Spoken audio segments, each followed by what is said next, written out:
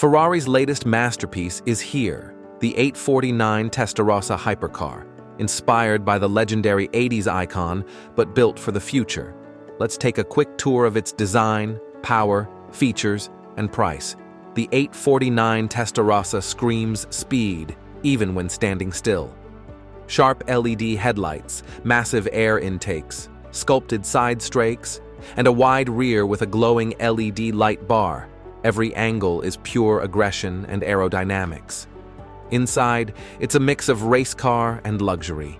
Carbon fiber, Alcantara, and leather everywhere. A curved digital cockpit, yoke-style steering, and slim racing seats keep the focus on performance, while still giving you Ferrari-level comfort. Under the hood, a hybrid 6.5-liter V12 teams up with electric motors for a staggering 1,050 horsepower. That means 0 to 60 in just 2.2 seconds, and a top speed over 250 miles per hour.